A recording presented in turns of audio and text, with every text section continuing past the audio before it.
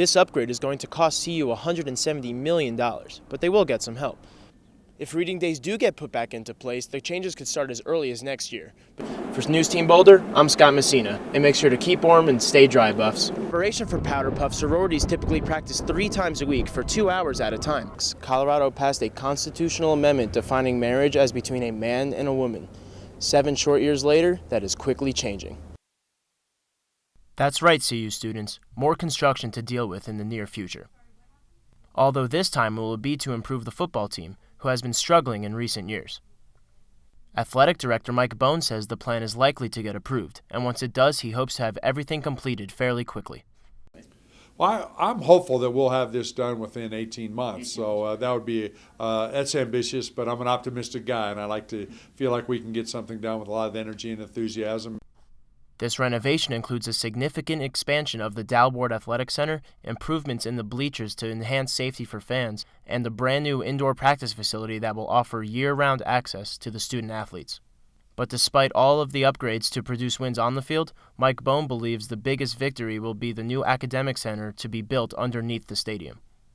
Right now we have the upstairs of the Dalward Center serving as our academic unit.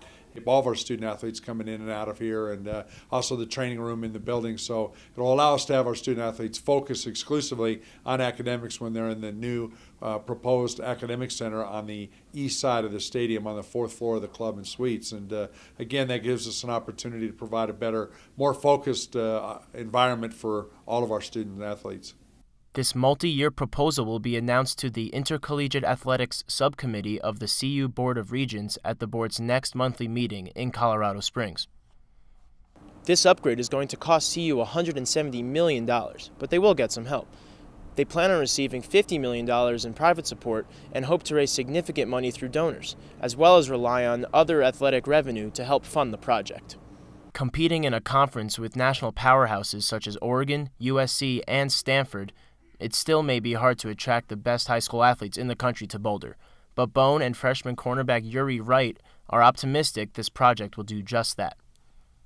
But we also recognize that the whole package of facilities that we're working on will help attract great student athletes to come here and help us be more competitive, not only on the field, but also in the classroom. Yeah. I think we're on our way now in doing that, but with the new addition that we got to our facilities and stuff, that's going to make better players want to come to our university and give us a better shot at competing with teams like Oregon and USC and stuff like that. The Buffs have not reached a bowl game since 2007 and haven't had a winning season since 2005, both when they were part of the Big 12. The CU football community is hoping that will change, and this project will be the beginning of the climb back to the top. Scott Messina, News Team Boulder. Greek Week is underway at CU, and while a lot of the attention is focused on the fraternity football games, Powder Puff, the football tournament featuring the sororities on campus, is also worth watching. Winning Powder Puff to get points for Greek Week is important, but being able to say that you're Powder Puff champions goes way beyond just Greek Week. It's really good for recruitment because a lot of times we talk about Greek Week and girls ask us if we won any events or we're not, and so now we can say we won Powder Puff and try to recruit more athletic girls into our house.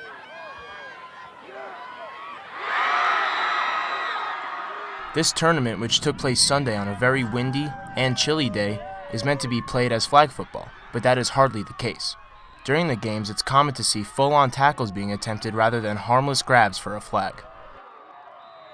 Because of the rough play that goes on, injuries occur quite often, and a member of Chi Omega explains what injuries she witnessed on the field. She got cleated in the face and had to get taken away on a stretcher.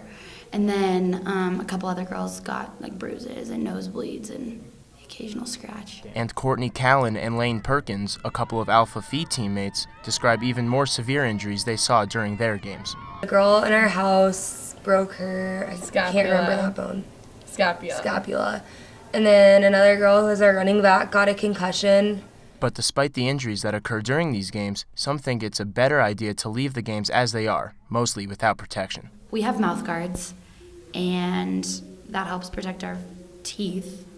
But I don't think having padding would really do much because girls don't really know how to use it or tackle with it. So I think already no equipment, girls are still pretty rough, so I think adding any type of equipment would just cause it to be more of like a tackle game. I think it would be like pretty much giving them, like allowing them to be more rough and tackle. So I don't think it would help very much. I think it might make the injuries worse almost. The games are not the only hard work these girls put into Powder Puff. In the weeks leading up, practice for each sorority is no joke. In preparation for Powder Puff, sororities typically practice 3 times a week for 2 hours at a time. And the week leading up to game day, practices were held every day. At the end of the day, all the hits, yelling, and taunting, everything is in the good nature of competition. And when it's all said and done, there are no hard feelings. Until next year. Scott Messina, News Team Boulder. Buffaloes were chosen as a 10 seed in the East region and have a matchup against the 7 seed Illinois Fighting Illini of the Big Ten. Dr. Jerry Buss, the Los Angeles Lakers owner since 1979, passed away Monday morning. Prosecutors will pursue the death penalty for James Holmes. After contacting 800 victims and their families, one of CU campus's biggest events is right around the corner. News Team's Morgan Meyer will tell you about what you can expect to see at this year's Conference on World Affairs.